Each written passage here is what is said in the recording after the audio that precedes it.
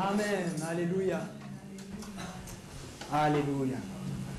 Une réunion comme celle-ci, une réunion où on annonce l'évangile, je suis obligé de me rappeler le jour où j'ai mis pour la première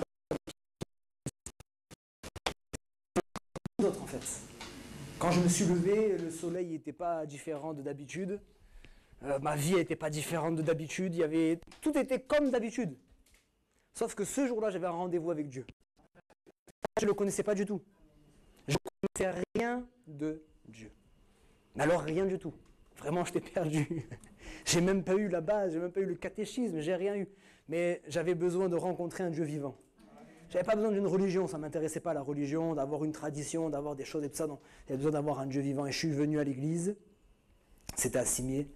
Et je me souviens parce que les chants, comme on a chanté ce soir, déjà on commençait à travailler mon cœur. Et je voyais des gens heureux et j'en étais arrivé à un point de me dire, mais de toute façon, c'est pas possible d'être heureux sur cette terre. Dans mon esprit, je croyais déjà, en tout cas j'en avais entendu parler, donc je croyais à l'enfer. Et dans mon esprit, je disais, de toute façon, il n'y a rien qui change parce que c'est déjà l'enfer sur terre. C'est pas possible d'être heureux sur terre, c'est impossible. Et je suis rentré dans ce lieu, j'ai vu des gens qui étaient heureux, et tout de suite, dans mon esprit, j'ai eu ces pensées. Elles venaient peut-être certaines un peu de moi, d'autres elles venaient de l'ennemi de nos âmes, Satan qui est là pour nous séparer de Dieu. J'ai eu ces pensées, oui c'est vrai, c'est possible d'être heureux. Mais c'est pour certaines personnes. Toi, tu ne fais pas partie de ces personnes. Tu es né dans la mauvaise famille, tu es né au mauvais moment, tu es né dans les mauvaises situations. Tant pis pour toi, tu n'es pas fait pour être heureux. Eux, c'est parce que ce sont des saints, ce sont des anges. Alors je vous rassure tout de suite, ceux que vous avez vus autour de vous, pour ceux que ce n'est pas des anges. Je ne vais pas les critiquer, ce n'est pas des anges. Et je ne suis pas un ange non plus. On est des hommes et des femmes comme vous. On est des hommes et des femmes qui avons besoin, ou qui avons eu besoin à un moment donné de l'intervention de Dieu dans nos vies. Parce qu'on était dans les ténèbres, parce qu'on était perdus, parce qu'on était toujours triste, et on avait besoin que Dieu intervienne dans nos vies. Et on est venu dans une réunion comme celle-ci, aussi simple que celle-ci, et le Seigneur est venu à notre rencontre. Lorsque nous prêchons la parole de Dieu, nous ne prêchons pas la parole d'un homme. Nous prêchons une parole vivante, une parole efficace. Nous prêchons une parole qui a un pouvoir, le pouvoir de changer les vies. Tu as peut-être entendu plein de discours, plein de promesses. Mais ce que Dieu dit, il l'accomplit toujours. Il a le pouvoir d'accomplir tout ce qu'il dit et personne, ni rien, aucune situation ne peut l'empêcher de faire ce qu'il a décidé de faire. Quand il a arrêté une chose, il le fait, point final. Amen. Amen. Et ce soir, nous sommes venus pour que Dieu puisse vraiment accomplir ses projets de paix dans chacune de nos vies. Amen. Je vais lire avec vous un premier texte dans le livre de l'Exode, chapitre 3, versets 7 et 8. Je crois que j'ai déjà abordé rapidement ce point la semaine passée. Exode chapitre 3, versets 7 et 8. L'Éternel dit, « J'ai vu la souffrance de mon peuple qui est en Égypte, et j'ai entendu les cris que lui font pousser ses oppresseurs, car je connais ses douleurs. » C'était pas la semaine dernière, c'était avec Janine. Quand on a fait la visite, j'ai pris ce texte, je crois. Amen. « Je suis descendu pour le délivrer de la main des Égyptiens, et pour le faire monter de ce pays dans un bon et vaste pays, dans un pays où coule le lait et le miel. » Et le reste, je vous fais grâce. Si vous voulez lire, vous pouvez lire, mais les Césiens, les machins, les yin, les uns. Deuxième passage, Psaume, chapitre 115, versets 4 à 8. Soyons attentifs à la parole de Dieu. Psaume 115, versets 4 à 8. Ça va s'afficher sur le mur, très bien. Leurs idoles sont de l'argent et de l'or. Les idoles, c'est les dieux, mais qui ne sont pas des vrais dieux, c'est les dieux que les hommes ont fabriqués. Leurs idoles sont de l'argent et de l'or. Aujourd'hui, elles peuvent être même de chair et d'os. Un footballeur, un chanteur, etc., etc. Elles sont l'ouvrage de la main des hommes. Elles ont une bouche et ne parlent point. Elles ont des yeux et ne voient point. Elles ont des oreilles et n'entendent point. Elles ont un nez et ne sentent point. Elles ont des mains et ne touchent point, des pieds et ne marchent point. Elles ne produisent aucun son dans leur gosier. Ils leur ressemblent, ceux qui les fabriquent, tous ceux qui se confient en elles.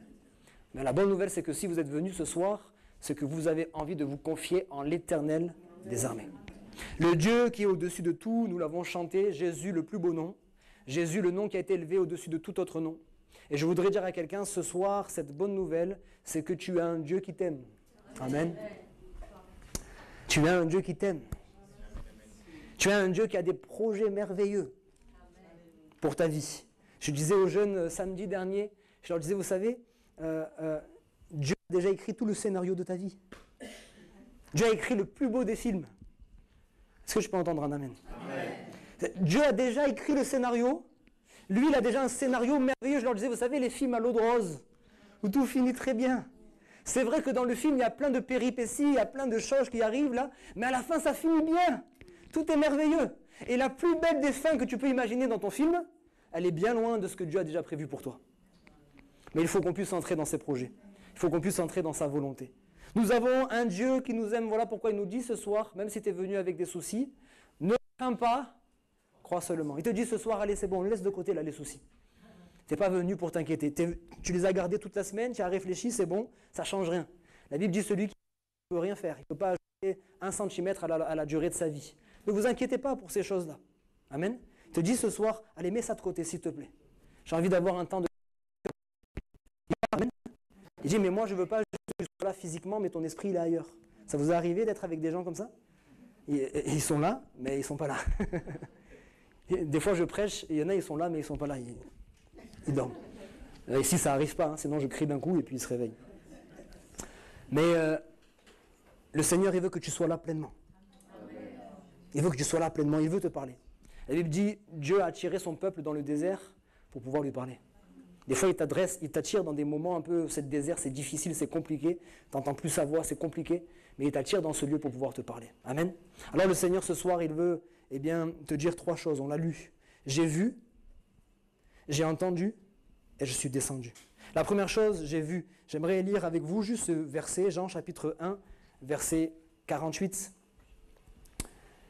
Je prends juste cette portion pour aller un peu plus vite. Verset 48, il est dit, c'est Nathanaël, « D'où me connais-tu » lui dit Nathanaël. Jésus lui répondit, « Avant que Philippe t'appela, quand tu étais sous le figuier, je t'ai vu.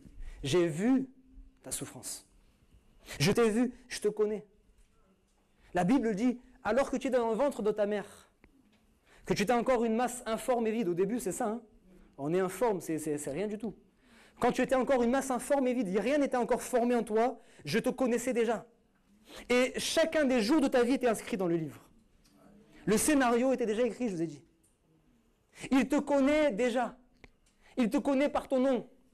Vous savez, des fois, on veut arriver dans un endroit, on veut rester anonyme. Mais le Seigneur te connaît. Je rigole parce que j'ai eu du temps avant de retenir les 2 prénoms. India et Doriska. Voilà, encore aujourd'hui, j'y arrive pas. Vous voyez, ça c'est juste pour donner un exemple. Peut-être moi, je peux oublier des fois. Où j'accroche le prénom, etc. Il y en a un là-bas au fond, il accroche souvent les prénoms. Je dis, mais non, c'est pas comme ça. Charles. Mais il le fait avec amour. Alors, le Seigneur, lui, il connaît par nos prénoms. On n'est pas un numéro de sécurité sociale. Souvent, on est un numéro de sécurité sociale ici. Hein. On est juste une personne de plus. On est juste un individu parmi des milliards. On se force. Peut-être des fois, on a l'impression qu'on n'a aucun intérêt. Et toi qui viens et tu dis, mais je suis insignifiant, je suis insignifiante, j'ai l'impression que j'ai aucun intérêt pour le Seigneur, tu as beaucoup de valeur aux yeux de Dieu. Ta vie a de la valeur aux yeux de Dieu. Quand tu souffres, lui souffre encore plus. Quand tu souffres, je ne peux pas dire que Dieu est là, il est indifférent, il s'en fiche. Quand tu souffres, Dieu souffre encore plus. Parce que lorsqu'un enfant souffre, les parents souffrent plus que les enfants. Ça, on le sait quand on est parent. Et en tant que parent, on peut comprendre ça. Quand je souffre, mon Dieu en haut souffre encore plus que moi. Parce qu'il n'y a rien de pire que de voir notre enfant souffrir et en plus savoir qu'on est capable de changer la situation pour eux. On voit notre enfant souffrir, on a la solution à leurs problèmes. On peut les aider, mais ils ne veulent pas qu'on les aide. On voit notre enfant au loin, il est en train de s'approcher du feu, il est en train de s'approcher d'une falaise, il est en train de faire quelque chose qui est dangereux. On sait qu'on pourrait l'empêcher, mais il ne veut pas nous écouter. Et c'est terrible quand on voit qu'il se fait quand même mal, alors qu'on aurait pu éviter la chose. Et Dieu, c'est ce qu'il vit constamment avec ta vie. Quand tu souffres, quand tu prends des mauvaises décisions, quand tu te prends des murs, quand tu as des déceptions, quand tu vis des choses difficiles, lui, il souffre encore plus parce qu'il peut faire en sorte que tu ne vives pas toutes ces difficultés. Et si tu dois vivre des difficultés, il veut que tu sois avec lui et lui avec toi. Vous me suivez? Il veut être avec toi, il veut te protéger. Il veut être ton bouclier parce que tu as un adversaire. Et souvent, c'est ça, on n'a pas envie, on est pacifiste, j'ai pas envie de me battre. Excusez-moi de vous dire que vous le vouliez ou non spirituellement, vous êtes engagé dans un combat. Si vous n'avez pas envie de vous battre, c'est votre problème, mais votre ennemi veut se battre. Et votre ennemi va continuer à vous frapper, va continuer à essayer constamment de vous faire tomber, de vous détruire. Ça veut dire que même si vous n'avez pas la force de vous battre, vous devez apprendre à vous confier en l'Éternel. Vous confiez en Dieu. Il est ma forteresse, il est mon refuge, il est mon bouclier. Alléluia, c'est lui qui relève ma tête. C'est lui qui dresse une table en face de mes adversaires, en face de mes ennemis. Alléluia. Il ondule ma tête et ma coupe déborde. Alléluia. Notre Dieu est vainqueur, il connaît ta situation. Et il est la solution à tous nos problèmes. Il connaît notre cœur, il connaît la prière, comme je l'ai dit en introduction, qui est faite en secret dans notre cœur, qu'on veut dire à personne, c'est entre lui et nous. Un jour j'ai fait une prière, je ne vais pas rentrer dans les détails, c'est seulement Dieu qui l'a entendu. J'étais même étonné qu'il l'entende. J'ai prié comme ça, excusez-moi, peut-être ça va vous paraître fou, mais j'ai prié pas au hasard, mais c'est-à-dire, c'était ma dernière chance, quoi. J'y croyais, mais sans vraiment y croire. J'avais pas la foi, on m'avait pas prêché l'évangile. J'ai juste essayé, je dis voilà, si vraiment il y a quelqu'un en haut, voilà, j'ai besoin de ça. Et un quart d'heure après, Dieu m'avait répondu. Personne ne savait, personne n'avait entendu, je n'avais pas ouvert la bouche, je n'avais pas fait même de geste, quoi que ce soit, mais le Seigneur avait entendu la prière qui était en secret dans mon cœur. Dieu connaît tes pensées. Dieu connaît tes pensées, Dieu connaît tes prières, Dieu connaît tout. Dieu connaît tes sentiments, Dieu connaît toutes choses en toi. Il dit, je t'ai vu. Alors que tu étais caché, alors que tu pensais être insignifiant, alors que tu étais caché dans la foule, Dieu dit, je t'ai vu. Jésus est entré dans un lieu, il y avait beaucoup de malades, il s'est arrêté vers un malade en particulier. Je le cite souvent. Dans une fratrie de 7, il y avait des grands, il y avait des costauds, il y avait des soldats, il y avait des guerriers, etc., etc. Jésus a choisi un petit. Jésus a choisi un petit qui s'appelait David. Alors qu'on a essayé même de tromper le prophète en disant, oui c'est bon, tous les fils sont là. Le prophète a dit, non, non, non, il en manque un. Parce que pour l'instant, dans tout ce que j'ai vu, aussi grand soit-il, aussi fort soit-il, ce n'est pas celui que Dieu a choisi. Et c'est ainsi que Dieu dira, l'homme regarde à ce qui frappe les regards. Mais Dieu regarde au cœur. Dieu regarde au cœur. Des fois, on a l'impression qu'on est insignifiant, que par rapport aux autres personnes de notre famille, on n'est rien. On a l'impression qu'on peut continuer à notre vie comme ça, là, d'une manière anonyme, que nous, on ne pourra pas faire ce que les autres pourront faire. Dans notre famille, on n'a que des modèles. On n'a que des exemples, on n'a que des bons exemples, bon avec des défauts, mais on n'a que des bons exemples et j'ai l'impression que moi, j'arriverai jamais. Le Seigneur te dit non, toi aussi tu peux. Amen. Nathan, j'ai une pensée pour toi, c'est ta pensée. Il faut que tu passes par-dessus ça. Parce que tu as une famille qui est chrétienne et puis il faut que tu puisses maintenant te dire, toi aussi le Seigneur t'aime. Toi aussi le Seigneur veut te sauver. Amen. Il faut que tu t'engages. Dieu t'aime toi personnellement. Ne reste pas caché, ne reste pas éloigné, mais le Seigneur veut te le dire ce soir. Amen. Alléluia. Check. Check. Yes. Alléluia. Il dit, je t'ai vu. Je t'ai remarqué, toi qui étais caché sous le figuier, au milieu de la foule. Luc chapitre 19, versets 2 à 6. Écoutez ceci. Et voici un homme riche, appelé Zachée, chef des publicains, cherchait à voir qui était Jésus. Mais il ne pouvait y parvenir à cause de la foule, car il était de petite taille. Il courut en avant et monta sur un sycomore pour le voir, parce qu'il devait passer par là. Lorsque Jésus fut arrivé à cet endroit, il leva les yeux et lui dit, Zachée, hâte-toi de descendre, car il faut que je demeure aujourd'hui dans ta maison. Zachée se hâta de descendre et le reçut avec joie. Jésus avait vu Nathanaël sous le figuier, et Jésus aussi a vu Zachée sur le sycomore. Que tu te caches en dessous, au-dessus, derrière, comme tu veux. Adam et Ève étaient cachés derrière l'arbre. Tu peux être où tu veux, hein. Le Seigneur, il te voit toujours. Il y a un psaume qui dit, où me cacherai-je loin de toi, où me cacherai-je loin de ton esprit. On ne peut pas. Il y avait un homme qui était même dans le ventre d'un poisson. Il avait même dans le ventre de le poisson, Dieu le voyait, Dieu le connaissait. Il l'a fait remonter à la surface et il a changé sa vie. Alléluia. Amen. Dieu nous connaît. Et cet homme, il avait entendu parler de Jésus. Il avait entendu parler de ce que Jésus était capable de faire, comme vous l'avez entendu aussi. Vous êtes venus ce soir parce que vous savez que Jésus est là. Amen. Il n'est pas que là, hein. Ne soyons pas prétentieux, il n'est pas que là. Mais vous savez que c'est un lieu ici où on se retrouve le vendredi soir. Vous avez entendu dire qu'il y a des guérisons. Amen. Ouais, il n'y a pas beaucoup de guérisons. Hein. Il y a des guérisons, il y a des miracles, il y a des vies transformées, des gens qui sont venus avec des situations franchement désespérées. On ne pouvait rien faire, personne ne pouvait rien faire, mais Dieu est intervenu. Alléluia. Et alors qu'on ne pouvait pas voir la fin du tunnel, d'un coup, il y a la lumière qui est venue et la solution est arrivée. Alléluia. Et vous avez entendu ça, ça a créé la foi dans votre cœur. et vous êtes venus parce que vous avez entendu que Jésus passe par là. Et quand Jésus passe par là, puisqu'on n'est pas maître de notre vie, on n'est pas maître de notre destin, puisqu'on ne sait pas s'il repassera une prochaine fois ou si j'aurai l'occasion de le saisir une prochaine fois, on saisit l'occasion comme cet homme. Il voulait voir Jésus, mais il était aveugle.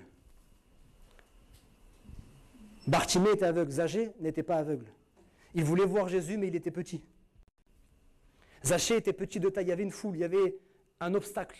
Vous savez que quand vous allez vouloir vous approcher du Seigneur, il ne faut pas vous attendre à ce que tout soit beau et tout soit merveilleux. En fait, souvent, il y a une douche froide. Parce qu'on vient dans ce lieu, on vit des moments vraiment glorieux, vraiment merveilleux. Je disais tout à l'heure que j'avais l'impression que c'était l'enfer sur la terre. Maintenant, j'ai l'impression de vivre le ciel sur la terre. Alléluia. On vit des moments comme ça où il y a la présence de Dieu, c'est merveilleux. On a l'impression que, voilà, ça sera toujours comme ça, mais en fait, on retourne dans notre vie. Et les soucis, ils reviennent. Et là, c'est la douche froide. On se dit, mais Seigneur, c'est que tu m'as abandonné alors. Quand j'étais aux 2 avenues des Églantines et que j'étais en train d'écouter ta parole et que j'ai répondu à l'appel, tu étais là, mais je suis retourné dans ma vie, tu m'as abandonné. Mais le Seigneur ne t'abandonne pas. Le Seigneur ne t'abandonne pas, il ne t'a pas dit qu'il n'y aurait pas de tempête. Il a dit allons de l'autre bord, il n'a pas dit que ça serait un long fleuve tranquille.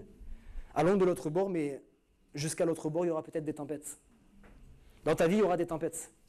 Et il faut qu'on puisse à un moment donné bien être déterminé. Cet homme était un homme déterminé. Il y avait des obstacles, mais il n'a pas dit c'est pas grave une prochaine fois. Si je ne peux pas être guéri ce soir, je serai guéri une prochaine fois. Si je ne donne pas ma vie ce soir, je donnerai ma vie au Seigneur une prochaine fois. Si je ne suis pas pardonné ce soir, je serai pardonné une prochaine fois. Si je ne suis pas guéri dans mon cœur ce soir, je serai guéri une prochaine fois. Non, il n'y aura peut-être pas de prochaine fois. La Bible dit que Dieu est le Dieu d'aujourd'hui. Il n'est pas le Dieu d'hier. Il n'est pas un Dieu passé. Il n'est pas le Dieu qu'on voit encore sur la croix. Il n'est pas le Dieu de demain non plus. Le Dieu qui te dit attends encore un peu. Le Dieu qui te dit c'est bon, mais je vais le faire, mais pas maintenant, plus tard. C'est le Dieu d'aujourd'hui, c'est le Dieu de l'aussitôt. C'est le Dieu qui dit à l'instant il fut guéri. À l'instant, aussitôt, maintenant, le Seigneur peut faire quelque chose ce soir. Et souvent même on attend, c'est nous qui limitons Dieu. Souvent on attend que le pasteur prie à la fin de la réunion. Mais comme j'ai dit, pendant les chants, tu peux être guéri. Pendant que je prêche, tu peux être guéri. Pierre était en train de prêcher. Pierre était en train d'annoncer la parole de Dieu. Pendant qu'il annonçait la parole de Dieu, le Saint-Esprit est descendu. Il n'y a pas eu de prière pour le Saint-Esprit, il n'y a pas eu de prière pour le baptême, il n'y a rien eu de tout ça. Pendant qu'il parlait, le Saint-Esprit a changé les plans. Alléluia. Et le Saint-Esprit peut changer les plans ce soir. Pendant que tu es en train d'écouter, avant même que j'impose les mains, tu dis simplement, je crois ce que tu dis, Seigneur, je crois en ta parole. Je crois que tu es capable de me guérir là maintenant. Je n'ai pas besoin de ressentir. Je crois que tu peux le faire ce soir. Mais je veux aller plus loin que ça. Et je suis en train de préparer un message. Pour vous qui êtes là et vous qui entendez le message de l'Évangile, vous qui faites des expériences, ce soir encore on va prier pour les malades. Ce soir encore on va prier pour ceux qui en ont besoin. Et vous allez vous approcher si vous en avez besoin. Mais il faut aller plus loin que ça. Voilà pourquoi je suis en train de préparer un message, ou peut-être même plusieurs messages. Guéri, oui, mais après. Parce que quand Dieu nous guérit, ce n'est pas juste pour nous guérir. Certains, après avoir été guéris, ont marché avec le Seigneur. D'autres, après avoir été guéris, ils ont loué le Seigneur dans le temple. D'autres, après avoir été guéris, comme la belle-mère de Pierre, elle s'est mise à servir le Seigneur. Quand on est guéri, c'est toujours pour faire quelque chose, c'est jamais pour rien. Sauvé, oui, mais pourquoi? Je ne suis pas sauvé juste pour rester là et pour aller à l'église le dimanche, simplement, ou le vendredi soir. Et voici qu'il faut que je vous dise aussi quelque chose. Vous qui avez l'habitude de venir le vendredi soir, vous qui avez l'habitude de venir pour entendre le message de l'Évangile, c'est bien. Vous allez faire des expériences avec Dieu. Mais là, on reste sur l'annonce de l'Évangile. Il faut venir le dimanche matin. Vous savez, le dimanche matin, c'est le moment où on est enseigné. C'est le moment où Dieu nous dit maintenant que j'ai fait quelque chose pour toi, il faut que tu puisses aussi me servir. Il faut que tu puisses m'adorer. Il faut que tu puisses me glorifier. Ce n'est pas juste une relation, comme j'ai dit, dans un sens. C'est que Dieu veut qu'on soit ensemble. Amen. Et vous ne pouvez pas rester des chrétiens du vendredi soir qui entendent Jésus guérit, Jésus pardonne, Jésus ceci. C'est bien, mais Jésus veut plus aussi. Amen. Alors je vous encourage à venir aux différentes réunions pour être enseigné et pour être accompagné vraiment jusqu'à une stature parfaite. Alléluia. Il y avait ces 4 hommes aussi que je veux partager. Ils ont porté leur ami paralytique. Et alors qu'ils ont porté leur ami paralytique, pareil, il y a un obstacle. La maison, elle est pleine. C'est un peu comme ici, c'est une maison. Imaginez que la salle soit encore plus pleine que ça. Et même dans les rangées, il y a des gens qui sont là et il y a quelqu'un qui veut avancer mais il ne peut pas, il n'y a plus de place. Et à l'époque, les maisons étaient faites différemment. C'est comme s'ils montent à l'étage, ils cassent un petit peu là, et puis ils font descendre leur ami paralytique juste devant Jésus. Et la Bible dit que Jésus vit leur foi. Jésus voit ta situation, Jésus voit ton cœur, Jésus te voit même si tu es caché, perché sur un arbre, Jésus te voit, Jésus te connaît, mais Jésus veut aussi voir la foi. Il dit qu'il te soit fait selon ta foi, c'est pas moi. Il ne faut pas s'appuyer simplement sur le pasteur, c'est ma foi, mais c'est votre foi aussi. C'est surtout votre foi qui va vous permettre de vivre le miracle. Si tu crois, tu verras la gloire de Dieu. C'est la seule condition que Dieu te donne. Si tu crois ce soir, tu verras la gloire de Dieu. Amen. Alors ce paralytique-là, le Seigneur va lui dire quelque chose de particulier. Il va lui dire, tes péchés te sont pardonnés. Parce que moi je crois que le Seigneur, il avait un plan beaucoup plus grand que la guérison physique. Je l'insiste encore. Jésus veut surtout pardonner nos péchés. Jésus veut pardonner nos péchés parce que c'est le péché qui nous sépare de Dieu. Deuxième point, j'ai entendu, je vais avancer. Marc chapitre 10, versets 46 à 49. Évangile de Marc, donc troisième évangile. Vous ne suivez pas ce soir. Hein. C'est le troisième évangile, Marc? Pour les anciens, réveillez-vous. C'est le deuxième. Matthieu, Marc. C'était un piège, hein. Vous êtes tous tombés dedans. Hein. Attention. Hein. Marc, chapitre 10, versets 46 à 49. Ils arrivèrent à Jéricho, et lorsque Jésus en sortit, avec ses disciples et une assez grande foule, le fils de Timée, Bartimée, mendiant, aveugle, était assis au bord du chemin. Il entendit que c'était Jésus de Nazareth, et il se mit à crier, « Fils de David, Jésus, aie pitié de moi !» Voilà, ça c'est ce qui nous manque souvent. Nous, on est trop des... Hein? Seigneur, ce serait bien si tu pouvais faire quelque chose pour moi, parce que je souffre un peu là. Non? On n'est pas comme ça un peu? On n'a pas le droit, quand on est devant le Seigneur, d'arrêter de dire « Ouais, mais c'est pas... Hein? C'est pas très orthodoxe, c'est pas très... Je m'en fiche. » Moi, je vous dis que si j'ai envie de me mettre à genoux devant Dieu, je me mets à genoux devant vous. Si je dois m'allonger par terre parce que sa gloire vient et que devant sa sainteté, je me sens comme misérable, je me mets allongé par terre.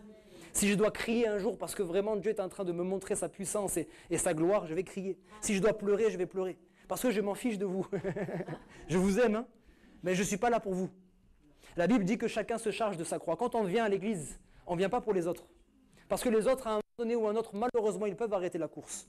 Écoutez bien ce que je dis.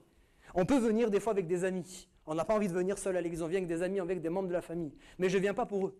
Parce que si un jour mon frère ou ma soeur il se dispute, si un jour mon frère ou ma soeur il passe par un moment difficile et qu'il veut abandonner la foi, qu'il abandonne la foi. Je vais prier pour lui, mais moi je ne vais pas le suivre. Amen. Amen. Amen. Quand je viens à l'église, je viens pour le Seigneur. Amen. Et comme je viens pour le Seigneur, si je sens quelque chose dans mon cœur et que je dois crier à Dieu, je vais crier à Dieu. Parce que des fois on a besoin de crier à Dieu. Venez à moi, vous tous qui êtes fatigués et chargés, et je vous donnerai du repos. Alors il entendit que c'était Jésus de Nazareth, il se mit à crier, « Fils de David, Jésus, aie pitié de moi !» Plusieurs le reprenaient pour le faire taire. Eh oui, parce que quand on fait des choses comme ça, il y a toujours au moins une personne dans l'église qui va nous regarder un peu du coin de l'œil, comme ça en diagonale. Hein? Il y a toujours quelqu'un qui va venir nous faire une réflexion à la fin. Il dit, plusieurs le reprenaient pour le faire taire, mais il criait beaucoup plus fort, « Fils de David, aie pitié de moi !» Jésus s'arrêta et dit, « Appelez-le !» Ils appelèrent l'aveugle en lui disant, « Prends courage, lève-toi, il t'appelle. » Prends courage, lève-toi, il t'appelle. Si j'entends parler du Seigneur, il faut que je m'approche de lui. Le Seigneur dit, approchez-vous de moi et je m'approcherai de vous. Et souvent, quand on entend ça, on a l'impression que c'est à nous de faire le premier pas. Alors que Jésus a déjà fait le premier pas il y a 2000 ans. Dieu a déjà envoyé son Fils Jésus-Christ il y a 2000 ans. Le premier pas a déjà été fait. C'est que maintenant, il ne veut pas te forcer. Il te dit, c'est si toi tu veux. Je vous demanderai de prier, faites-moi y penser, soit à la fin de la réunion ou dimanche, de prier pour une jeune fille qui m'a contacté, elle s'appelle Maëlys.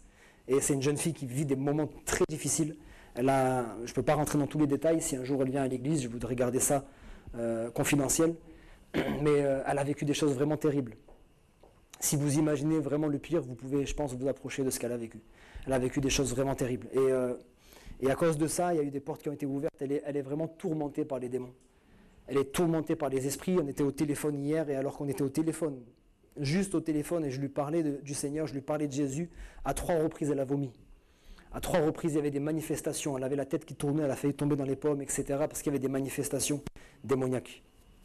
Et il faut qu'on prie pour cette jeune. Et je lui disais, tu sais, je ne peux rien faire. Moi, je ne peux rien faire. Et même Dieu ne peut rien faire si toi, tu ne t'approches pas de lui. Il faut que ça vienne de toi. Moi, je ne peux pas venir t'imposer les choses. Je ne peux pas te dire l'évangile, c'est la vérité, il ne faut pas ci, il ne faut pas ça. Il faut que toi, tu puisses croire.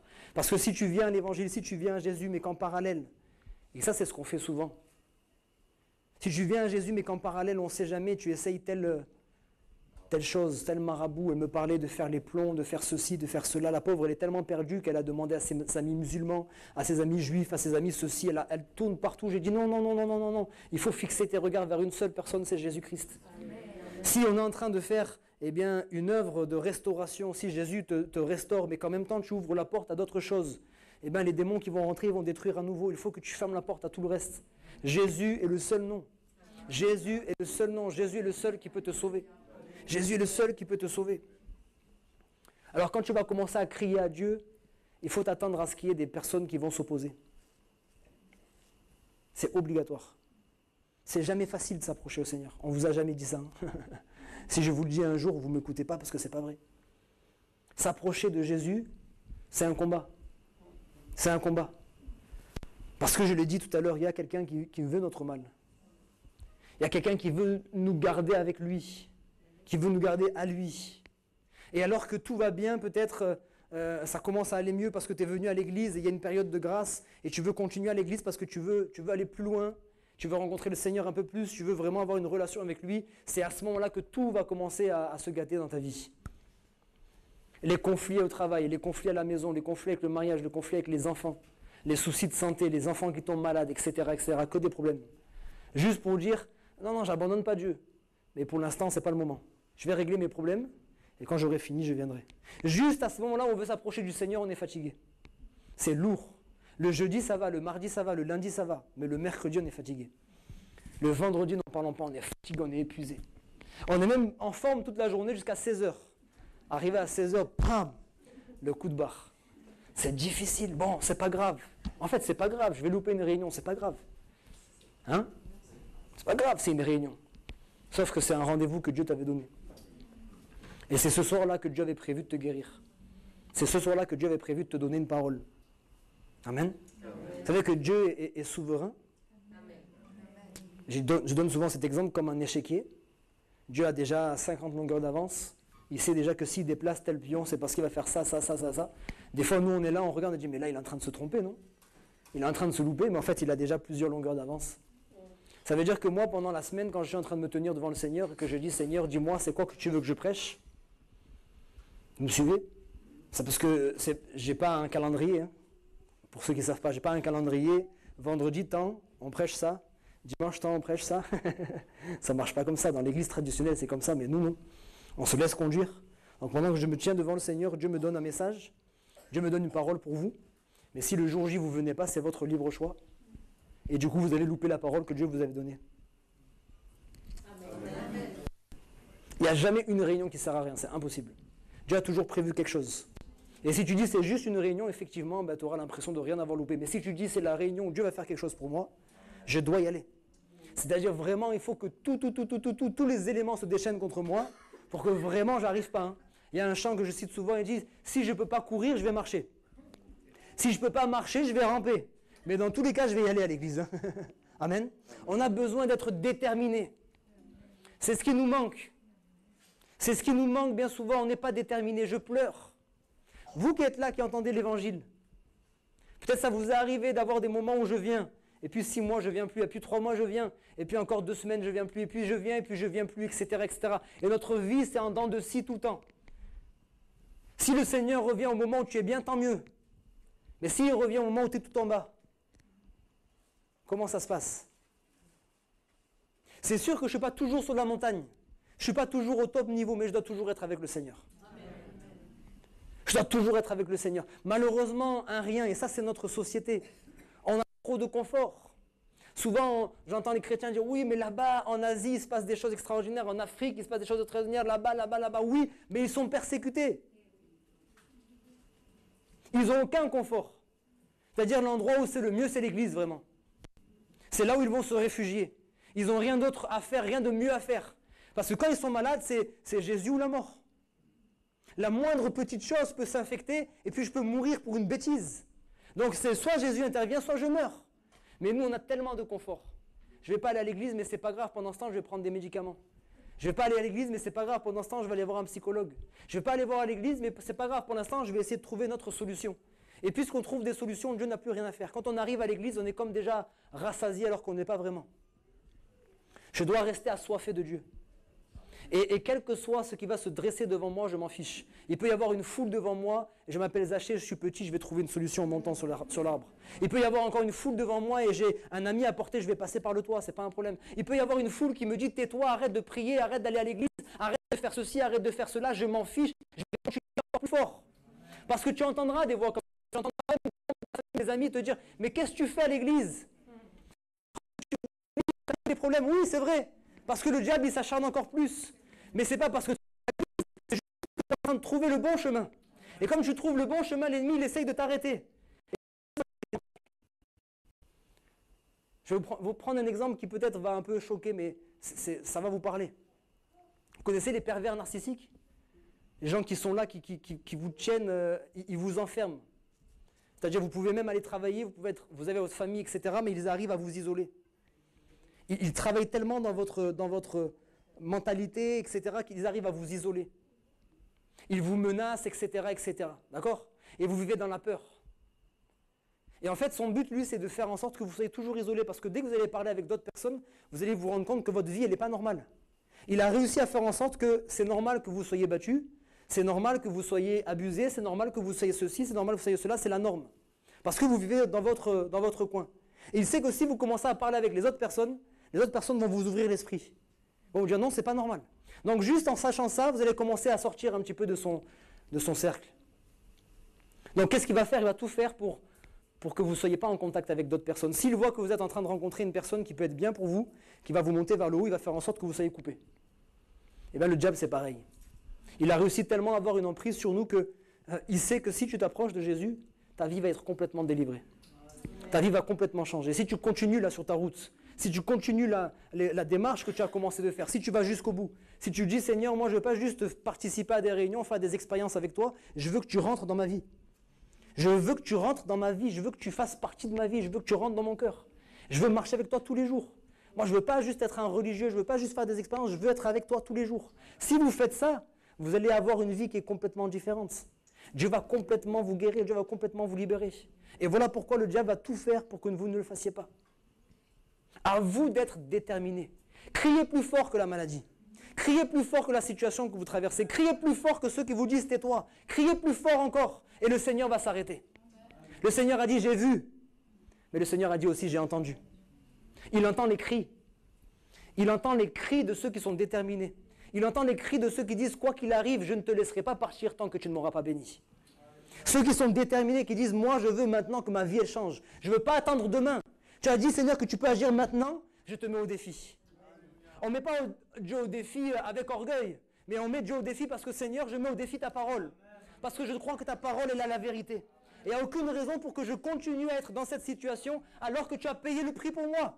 Pourquoi je continuerai à porter ce fardeau alors que tu as payé le prix pour moi? Je veux que ce soir, ma situation, elle change. Pas demain. Pas à la fin de la soirée, pas quand je rentrerai chez moi. Ce soir, maintenant, je veux que ma situation, elle change. Et Dieu peut le faire parce qu'il répond à notre foi. Il a entendu le cri. Il y a un autre cri qu'il a entendu aussi, le Père. Alors que Jésus était sur la croix, la Bible dit qu'il s'écria, Père, Père, pourquoi m'as-tu abandonné? Ça me permet de faire le dernier point. Il a entendu ce cri, et ça fait le lien, il est descendu. Dieu est descendu en la personne de Jésus-Christ, parce qu'il a vu la souffrance, parce qu'il a entendu le cri, et il connaît la source de la souffrance. Il connaît la raison de ta souffrance, ne cherche pas ailleurs. Hein. Souvent tu dis, mais la raison de ma souffrance, c'est telle personne. C'est elle qui m'a fait du mal. La raison de ma souffrance, c'est parce que je n'ai pas le travail qu'il me faut. La raison de ma souffrance, c'est parce qu'il y a ceci. La raison de ma souffrance, c'est que dans ma famille, il y a cela. La raison de ma souffrance, non, non, non, non, non. La raison de ta souffrance, c'est le péché, point. Mais je ne suis pas si mal que ça, en fait. Moi, je n'ai pas braqué de banque, moi, j'ai tué personne. La raison de ta souffrance, c'est le péché. Je peux vous partager un témoignage? Et je termine. C'est compliqué, hein. J'ai été voir Alice très rapidement, avec Samuel, le jeune stagiaire de Cimier. On a été voir Alice, vous connaissez Alice? Vous savez qu'elle a besoin de la prière en ce moment. Et j'ai été la voir, je dis, Dieu peut te guérir maintenant, c'est pas le problème. J'ai donné encore le témoignage de Nathalie. Je dis, Dieu a guéri Nathalie, Dieu l'a relevée, alors que franchement, les médecins étaient pessimistes, les médecins lui disaient non, préparez-vous au pire, etc., etc. Mais Dieu l'a relevée, amen. Donc Dieu peut te relever, c'est pas le problème. Mais depuis quelque temps, j'ai dans mon cœur, cela, c'est qu'il y a une porte qui est ouverte dans ta vie. Et moi, je ne vais pas m'avancer à te dire c'est un péché ou quoi que ce soit, je ne vais pas t'accabler si Dieu m'a rien montré. Mais je sais qu'il y a une porte qui est ouverte dans ta vie parce que tu es constamment en train de dire que c'est ta famille qui envoie des mauvaises paroles, des mauvais sorts, etc. Mais la famille tout entière. Je l'ai dit, le Congo tout entier peut se liguer contre toi et faire des... Ils peuvent prendre la Côte d'Ivoire, le Cameroun, ils peuvent prendre tout ce qu'ils veulent. Hein. Se liguer tous contre toi, si tu as Jésus-Christ, rien n'y fera. Amen. Rien n'y fera. S'ils peuvent t'atteindre, c'est qu'il y a une porte qui est ouverte. Et pendant que j'étais en train de parler, je dis, mais est-ce que tu as pardonné à ceux qui t'ont fait du mal? Elle me dit non. Juste ça. C'est pour ça que j'ai dit que la source, là, souvent, c'est le péché. Peut-être quelque chose qui est insignifiant. Elle ne m'a pas dit, mais moi, je suis ceci, je suis cela, j'ai fait ceci, j'ai fait cela. Elle m'a juste dit, non, j'ai de la colère contre telle personne qui m'a fait du mal, etc., etc. Ils m'ont détruit. Ils ont détruit ma vie, ils ont pourri ma vie, etc., etc. Je dis, il faut que tu pardonnes. Comme elle a pardonné, je vous assure, vous allez la voir bientôt. Je vous assure que vous allez la voir bientôt. Elle était comme morte, elle n'arrivait pas à sortir un son. Comme je lui ai parlé de ces choses, et je lui ai dit, tu veux pardonner? Elle a juste eu la force de dire, oui, je veux pardonner. D'un coup, ses yeux sont ouverts, alors qu'elle avait le regard vide. Elle a eu un regard beaucoup plus lucide. Elle a commencé à parler avec une voix nette. Elle a commencé à parler tranquillement. Je dis, Dieu va te relever. Dieu va te guérir. Il est descendu parce qu'il connaît la source. Il sait que tu n'es pas capable de changer les choses. Il sait que tu ne peux rien faire. Et voilà pourquoi il a envoyé son fils Jésus-Christ. C'est ce que les musiciens... Sing his praise aloud. Sing his praise aloud.